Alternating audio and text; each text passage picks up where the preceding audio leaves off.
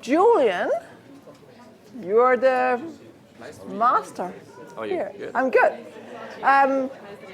Do you want to invite your panel up and get started? And then I will get... Jochen, Justine, Claire. Please. No. As you wish. One order. How are you? Nice to see you. Good. Yeah. So Claire. Yeah. and I had to, as these things, you're rushing to the one thing to the Yeah, next, but of course. hopefully catch up with you. Yeah, let's do that. Okay. Should we start? Justine, nice to meet you. Okay, so good afternoon, everyone, and thank you for joining us today. So today's discussion is about a topic that is both familiar and in many ways largely unresolved, the role of sovereign bonds in the climate transition. So we talked a lot about corporates. So over the past decade, sustainable fixed income has grown significantly, not just in terms of volumes, but also in terms of sophistication with clearer standards, better data, and a stronger focus on outcomes. But much of that evolution has been concentrated in corporates and labeled bonds. And that's really the starting point for today's discussion. We are now seeing a kind of shift, a shift from thinking about sovereign debt purely in terms of macro fundamentals and credit risk to increasingly asking how climate transition policy credibility and long-term resilience should be reflected in sovereign bond markets, not just in theory, but in investment decisions, capital allocations, and ultimately in pricing. So this raises a number of important and still open questions. First, can climate considerations be meaningfully integrated into sovereign bond portfolios? Second, what does stewardship actually mean when the issuer is a country rather than a company? And third, how do we move from frameworks and data to real market impact? So in that context, collaboration across the whole ecosystem becomes absolutely critical in a way. And if I take one very concrete example, last year we launched the FTSE Climate Collective Transition EMU Broad Government Bond Index, that's a long name, developed in close collaboration with ING and Robeco, and which was recognized as Index of the Year by Environmental Finance this year. So this initiative was very much a collective effort with ING and Jochen especially playing a key role in shaping the underlying thinking and ensuring the model remains ensured in real-world financial use cases, with Robeco bringing deep expertise both in sustainability integration and, importantly, in sovereign engagement as well, and building on the ASCOR framework, which has been instrumental in structuring how we assess sovereign climate performance in a consistent and decision-useful way. And I think this is quite telling of where the market stands today. Progress doesn't come from a single player or from a single perspective, but from the interaction between data providers, investors, banks, and research initiatives as well, and bringing a different piece of the puzzle each. So rather than presenting a single narrative, what we wanted to do today is exactly that. Bring together complementary perspectives to explore this topic from different angles. And so let me briefly introduce our panelists. So Claire, the investment director for ASCOR, who will help us understand how sovereign climate performance can be assessed and how data can support investor engagement. Justine, CEO of the Anthropocene Fixed Income Institute, who has been at the forefront of thinking how sovereign climate risk can translate into financial markets and capital allocation. Jochen, co-manager of ING Impact Fund, who has been really closely involved in bridging theory and practice from index design to real-world application. And Peter from Robeco, bringing investor perspective, particularly on stewardship and what it really means to engage with sovereign issuers. So the goal for today is not to provide definitive answers, definitely, because the market is still very evolving, but to better understand the challenges, the trade-offs, and what the next frontier might look like. So with that, let's get into the discussion. Claire, I would like to start with you. ASCOR provides a robust framework and data set to assess sovereign climate performance. From your perspective, how can investors best leverage this data to inform their engagement strategies with sovereign issuers? And have you started to see concrete reactions from governments? Great, thank you, Julien, and thank you, LSEG and the World Climate Foundation for having me. I appreciate it. So I have a bit of a unique perspective on ASCOR.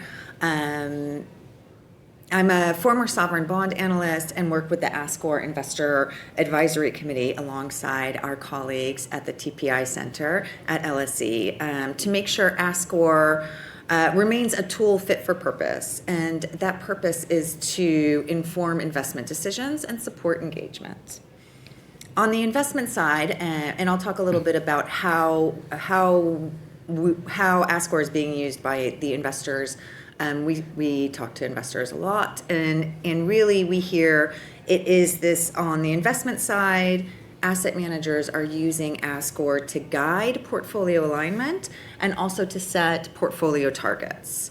For asset managers who are already using NZIF, so Net Zero Investment Framework, for their sovereign portfolios, ASCOR, or corporate portfolios, ASCOR provides really this translator or facilitator mechanism to use that same language that they already feel comfortable using with their corporate portfolios and apply that to their sovereign portfolios. There's the ASCOR indicators can map towards those 10 criteria that you see at NZIF.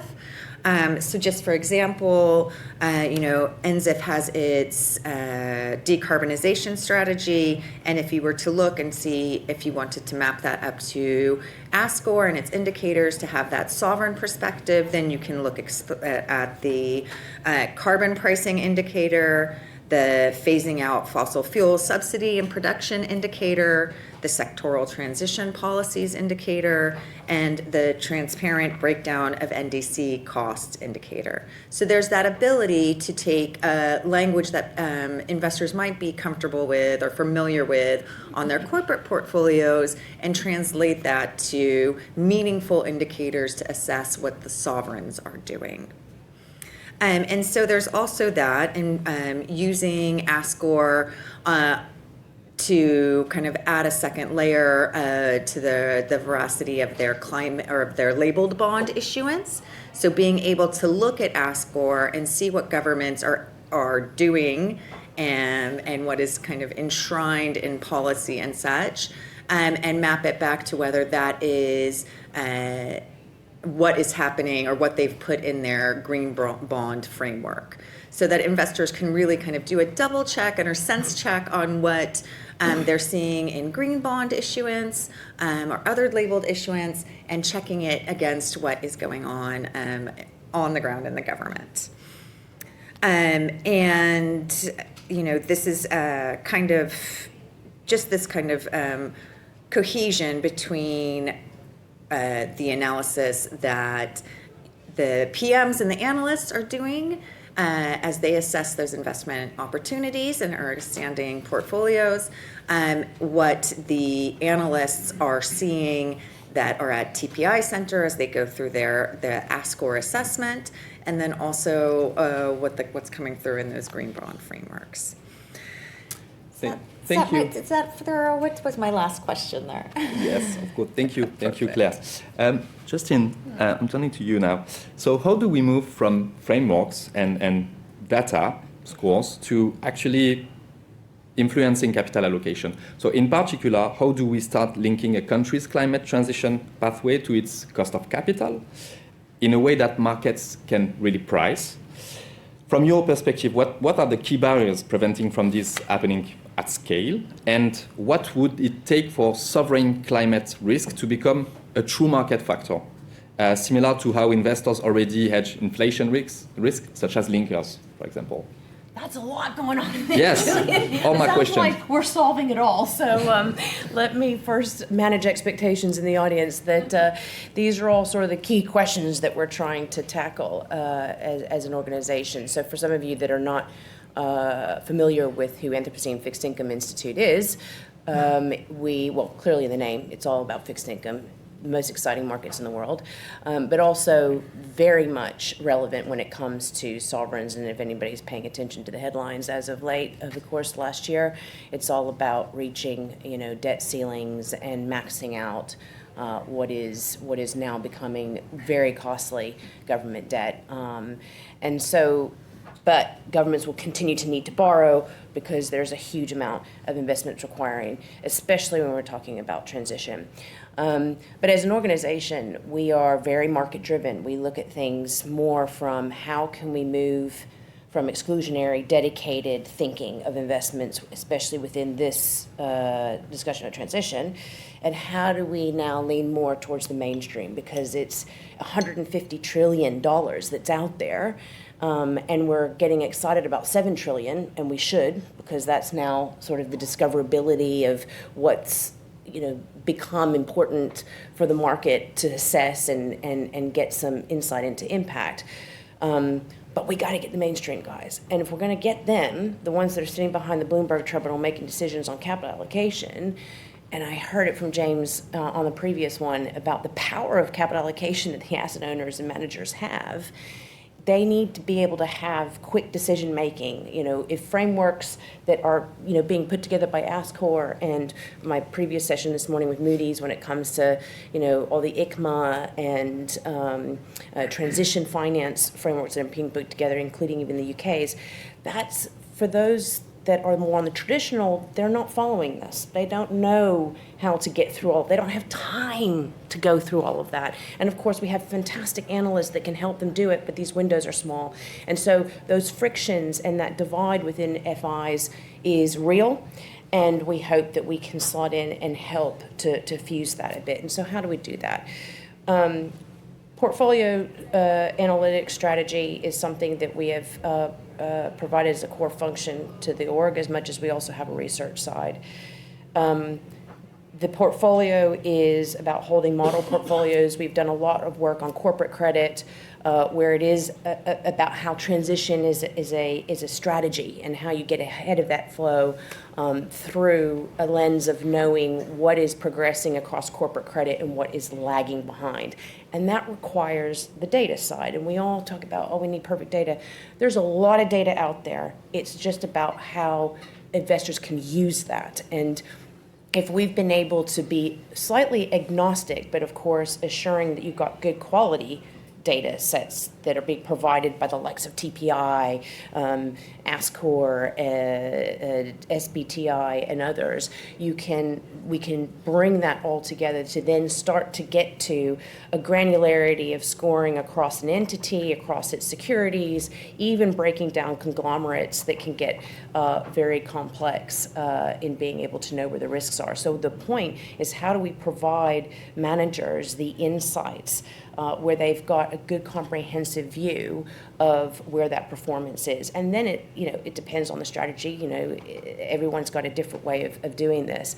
Now, moving over to the sovereign, and this is why I get really excited about the work that ASCOR does and others, is because they are bringing in all of that good qualitative and also quantitative that is directly being used and applied at those that are saying we want a portfolio that's got a decarbonization target and they have a strategy. But what about those that don't? And so can we then have another use case for that then has a wider dissemination and application in the market? And that, along with, the folks that are putting out stuff for Ember, when you have sectoral-led types of transition information, climate tracker, there's quite a few. So it is about how we get in there. On the sovereign portfolio, this is a new area that we've embarked on the portfolio side, where we've been able to cover 62 countries, and with the support of ASCOR and other data sets, to then begin to get that visibility, and also how it helps to define passive strategies that is about how you can still get good climate performance across sovereigns without sacrificing that you are within your benchmark. Because I think that's, this isn't just about you have a great transition story. You also, the credit fundamentals have to be there. And this is very important to those that if we want to bring the mainstream in, these are the things that they need to be having.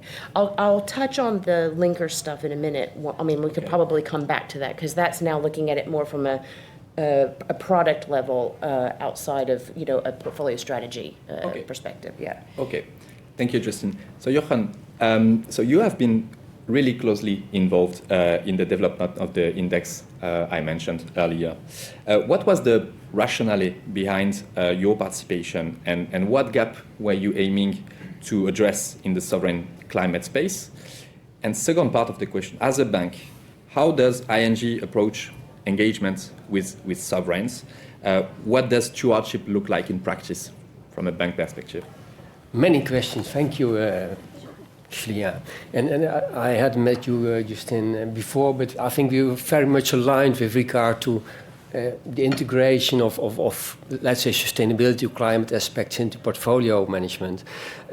Because I also think it has to be very simple and pragmatic, and that's the way to get investors on board. We are at ING Bank, we manage our client portfolios, we manage equity portfolios for them, but also bond portfolios, and we mix them together. And sovereign bonds are a very important part of their portfolios because they are protecting the portfolios and the value of the client's assets. We want to do something with those sovereign bonds and to integrate, to make it more focused on sustainability and integrate climate aspects into it. And we wanted to keep it simple, but also very high quality. And so we looked for different ways to do that. In the end, we came up with the ASCOR data set that's high quality and not only backward-looking, but also forward-looking. We also met FTSE Russell and Robeco to create, in the end, an index on that and an ETF on that. And that's a way to make it practical for our clients as well and make it very focused, integrating climate into their bond portfolios. And because I think it's very important to do that also over there. What we've seen up to now in sovereign bond portfolios that sometimes they tweak a little bit the portfolio because of that risk perspectives, but you really have to look forward, what's happening outside and where should we go to. So we really should integrate it fundamentally in the portfolio formation. But of course, there's also risk in portfolio management, so we have to take that into consideration. So many aspects, but I think in the end we managed it very well to get to something that's working. I'm also glad that James is in the room. I heard you talking about integrating transition plans into your corporate portfolios, but also consider it for your sovereign bond portfolios. I think it's very important to do so. Thank you, Jochen. So Justine, maybe on the risk side, so the risk factor. So how can we really assess this risk factor from a market perspective? What does it mean? We started to do so in the index side, then in the ETF side. So how can we put this at scale at some point? And you were mentioning, Jochen, this point around, your government side of your portfolio is your safe bets, right? Well, some of that might be challenged a little bit at these moments with the U.S. Treasury, but let's ignore that for a second and just go with the thesis that, through a true portfolio optimization, you are always looking for your government debt to hedge for your risky assets across your equities. And, following along this same rationale, we've looked a lot at, the performance-linked debt structure. And, despite the fact that there's a large debate around, how investors actually utilize that, we stepped back and said, well, look, what's already happening in the market? We've got an inflation linker market that's about 7 trillion and growing. The UK's one of the biggest issuers, but why that matters is because the logic behind that conceptually, this is a debt instrument that is used to hedge against inflationary policies. It's where investors are willing to invest in an economy for the purposes of keeping inflation low and an economy we can invest in the long term, and it's a safe bet. If we use that same kind of logic where we are going to end up, if we don't address this urgently, in a world where we're 2, 3, 4 degrees, companies operating across economies are going to be high risk. And we need something that's hedging for that. And so could you imagine where a time with the early 80s where there was no CPI and you had an inflation linker market starting to begin, you have something similar here where we have like an NDC index or equivalent of what becomes a reference point of reported emissions in. But what makes this, why this would actually end up happening, because there's now a financial incentive that is within the structure that, you know, is a way of not being directly influencing policy that many investors struggle with, but more indirectly through the cost of capital effect to say, that's the target we want achieved. This is an economy-wide transition. You're going to need a good, attractive cost of capital to be able to do that. If you are succeeding on that, it maintains. If you are not, then your cost of capital is going up. Just like the UK is paying out a lot on their inflation linkers right now, it's the same. We should not be thinking that because it's sustainability, we should fear around this. If we want to move capital big, we've got to get mainstream. I want a Wall Street trader being able to look at a transition linker 20 years from now and go, I know exactly how to price that. They don't need the frameworks to understand that. That's all embedded. You know, the financial incentive is increasing the reporting, right? There's a reason to report now.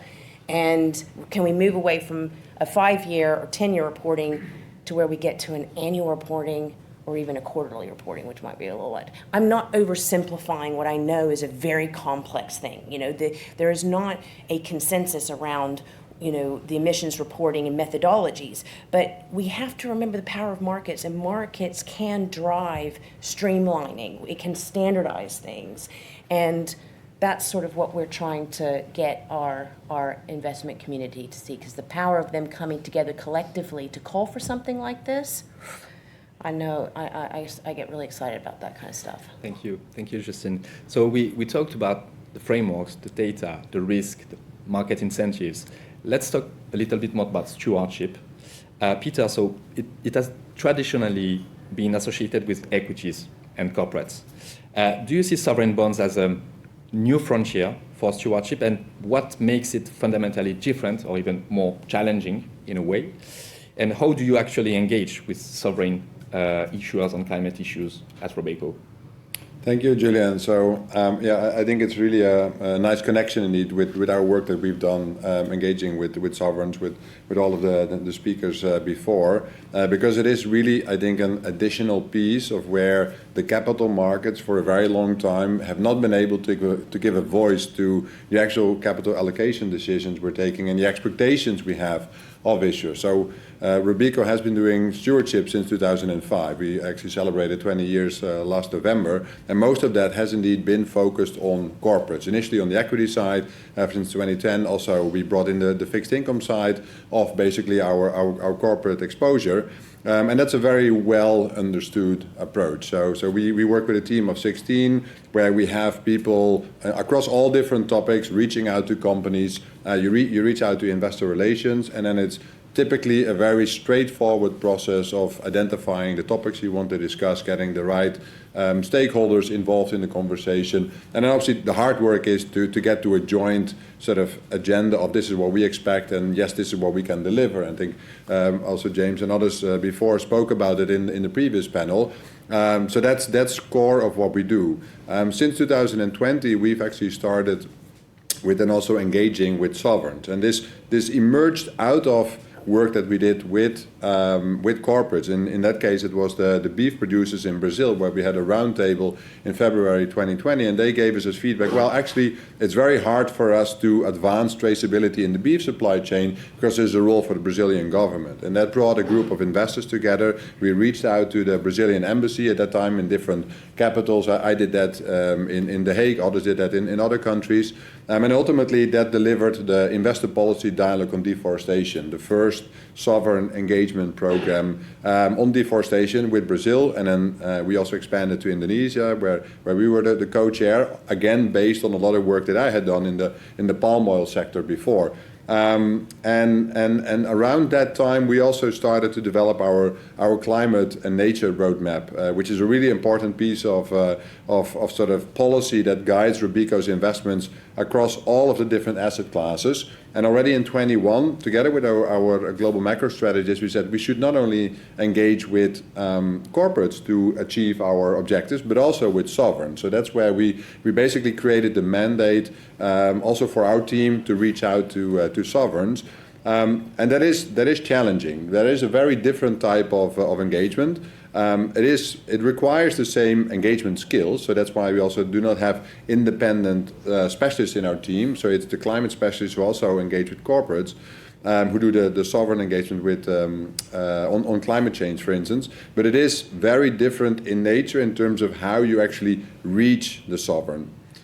Because there is a debt management office, and they're very happy to talk about issuance, about how they're building a curve, about all of the different sort of fiscal prudence and other types of questions that you might have there. But when you raise the topic of climate change, it gets very quickly a conversation of, well, that's where we have other departments and where other experts, and we might relay your question, but then usually there's not much coming back.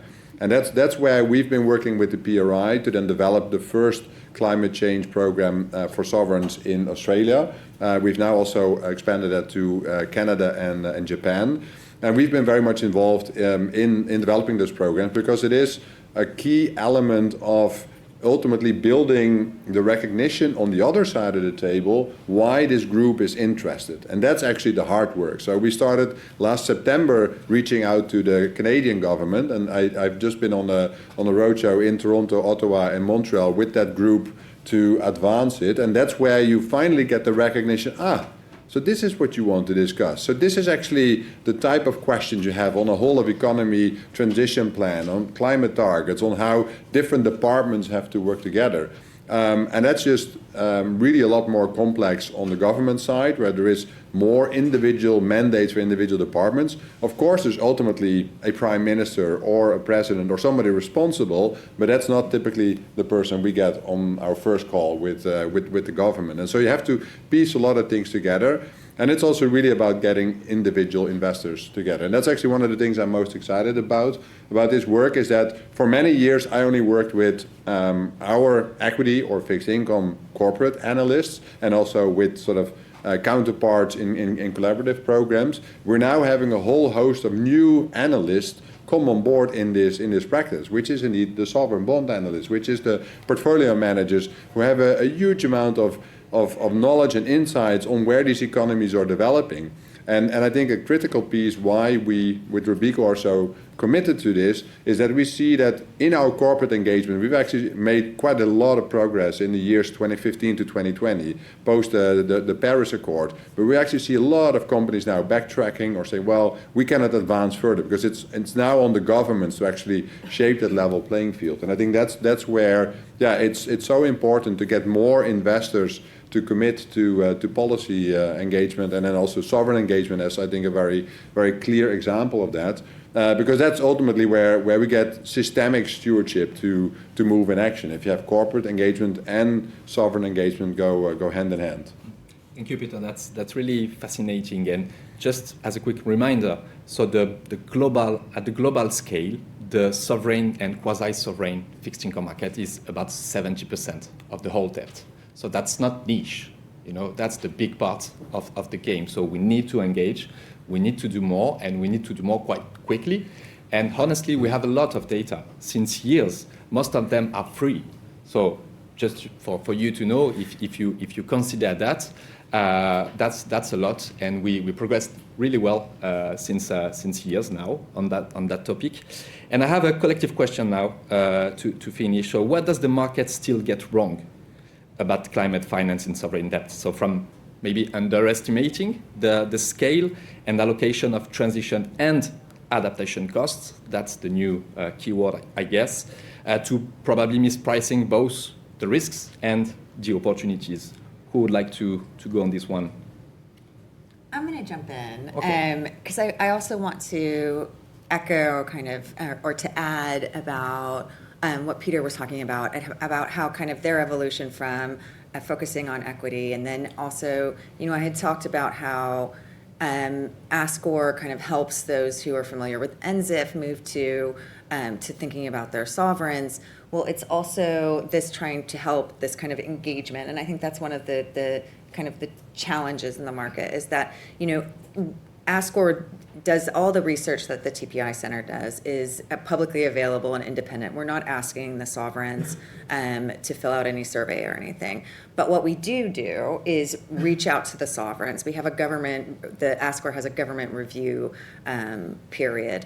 And so it is that challenge of finding who in the government to answer, but we've had about a 40% rate of feedback from them over the past 3 years.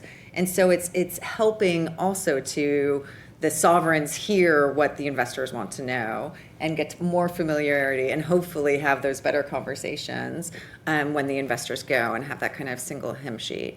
But I think really so there's us pushing on that side too, but I think where the market's still kind of I think there's too much of that sovereign engagement is too hard and too complicated and too political, which is the one thing that I think holds people back, and the fact that a lot of sovereign holdings are huge, but also kind of not really critically thought about.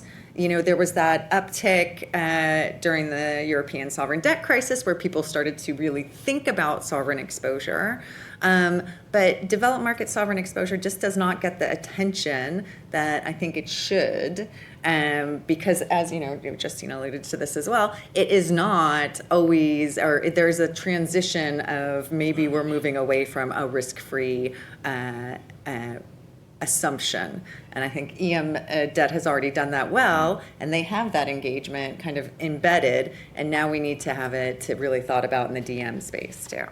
Yeah, no, I think that's really a very important reference you make, Claire. And I think also one of the misunderstandings, I think, indeed, is that it's hard to get governments to move, and therefore it's not really worth the effort.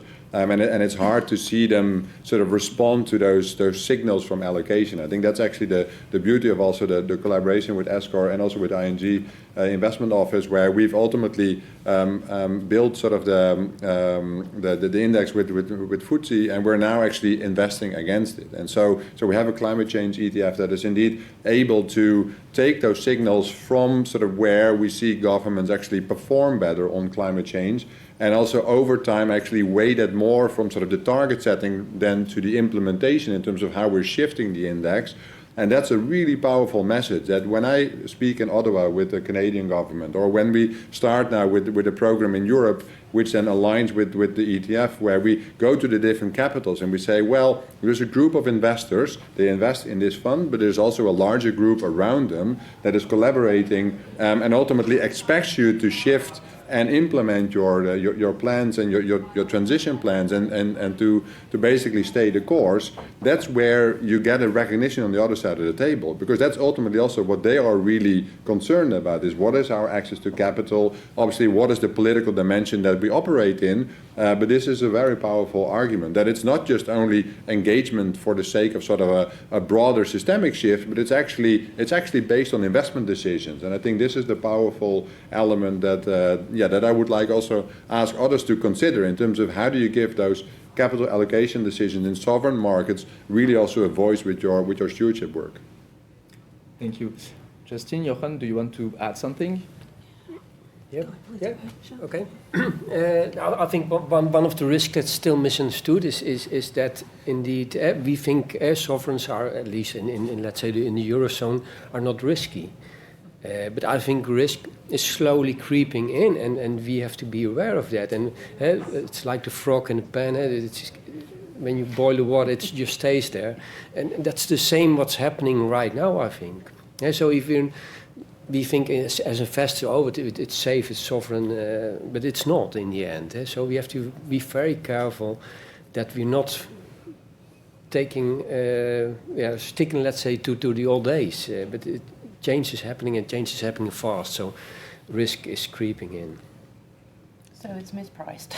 That's clear. Absolutely. And we've got to get better at trying to price that. And it really, part of this obviously is coming down to the debt structures themselves and the arrangements between investor and sovereign. This is really critically important. And when you see something like Japan, if you haven't followed Japan, please do, because that's what you want to see out of a government. I don't mean the roadmap. That could have been a little more ambitious, but the architecture, that's what you want to see. You want to see a government coming in and going, okay, that's our target, that's the outcome we're going for, that's the emission trajectory we are on. This is the financial strategy that we're going to use to get there. This is the underpinning foundation of frameworks and all that we have there to support that financial strategy. And then we're going to start putting in an acceleration agency that covers, the second and third, fourth layers of the economy on financial needs and incentives and the way to get that moving. It's about getting a global hub to bring experience and all of that coming together, and research that comes on the back of that. And then a carbon trading scheme, so all these different parts that is basically saying to the investment community, we're serious about that. And if you want change in that roadmap, if you want, let's not go so much for the gas, let's spend more time on the renewables, because ultimately, if they have an ambitious target, which they do, they're trying to do 45% by 2035, that's not going to happen, okay? But it could get there if the capital allocation, that cost of capital, every government around the world cares about the cost of capital right now. That is the opportunity that asset owners have, asset managers that are progressive enough to get in there as well, to engage directly or use your financial instruments and your debt arrangements to push for that change. We should be seeing a lot more governments in Europe taking this, economy-wide transition agenda. That's what's needed. Thank you. We have a couple of minutes to take maybe one question from the audience. I'll try and keep brief. Yes, Thanks. Well, my name is Kieran Brophy. I'm the research lead for Sovereign Climate here at LSEG. The boy and the frog analogy really kind of stuck out at me. I'm just wondering, from your own perspectives, has there been any evidence in the real world, in the markets at all, that the frog is starting to feel the heat? Have you seen it in practice? And if not, kind of what's the biggest thing that needs to happen? And, is it, do you see kind of physical risks dominating that, the heat, or is it the transition, or both? Yeah, so I think there is definitely pockets of various governments with whom we have been in conversations that understand this. And so they are making plans, they're discussing how to think about a carbon pricing system or other elements that ultimately would really bring that in. But then there is also a lot of political opposition, and ultimately a lot of those strong proposals then ultimately then also don't make it, or they're reversed with the next government coming in. So we actually have a nice example indeed where we did solid engagement with the Queensland government around some of their carbon strategies in terms of climate proposals. But then a new government came in, and actually we saw them deteriorate to such a level that we recently sent a letter to the under-treasurer that we no longer are able to invest in their green bonds, given that they no longer pass our green bond framework. And so this is one of the elements where I think it's really important to send these type of signals. And then they came back a lot quicker than on other letters that we sent, saying, yes, we really want to stay in discussion with you, and we welcome the engagement. And so I think this is just one example where you see that there is indeed also a lot of the situations where good progress is in, and that's one of the elements obviously of sort of the political process. They can also very quickly be reversed again. And I think that's very important to continue to point at the consequences that these political choices have. Thank you. I think we are at time. One more question. One more question.